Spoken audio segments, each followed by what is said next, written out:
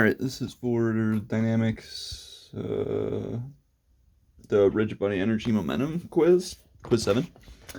Um, so basically, what it's asking is we have um, this disk, and it has a wire wrapped around it, and it's released from rest, and we're supposed to find the symbolic equation for when the velocity of the center of the circle after it moves a distance of s downwards. So the only variables given to us are r, which is the radius, s, which is, some arbitrary distance that it moves, and then gravity.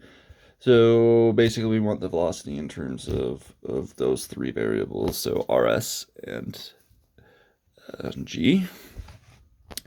So basically we can just use pretty straightforward conservation of energy. So we have kinetic energy plus potential energy before it starts moving is going to equal the kinetic and potential after. So it tells us that it starts at rest. So the initial kinetic energy is 0. It's only the potential energy, which is mass gravity times the distance that it can travel, potential.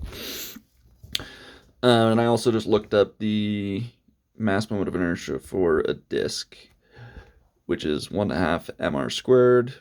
And then we also know that because there's no slip, with the wire wrapping around, you can pretty much just think of this like it's rolling, right? Exact same concept, because there's no slip. So however far this moves, the center of the circle, the speed is going to be the angular velocity times the radius of the circle. So we know that.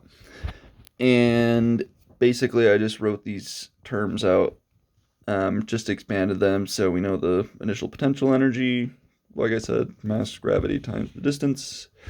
The initial kinetic energy is going to be, the rotation, which is this term here. So the actual rotation of the circle, and then the actual speed or velocity, of the circle itself, how fast it's moving, and then how fast it's rotating. That's going to be the total kinetic energy. We know that. And potential energy going to be 0. I forgot to write that in there, but I'll include that. And then I just needed to. So right now we have the mass, which will cancel out on all sides, and then we also have the angular velocities. But we need this to be in terms of rs and g. So what we can do is we can use this equation, and we can solve for the angular velocity, which is going to be v over r. And we can actually plug that in for the angular velocity here, which will give us v squared over r squared. So these two r squareds are going to cancel, and it's going to leave us with just velocity squared for these two terms. Then you can add them together. So 1/2, 2/4 plus 1/4 is going to be 3/4. Divide it.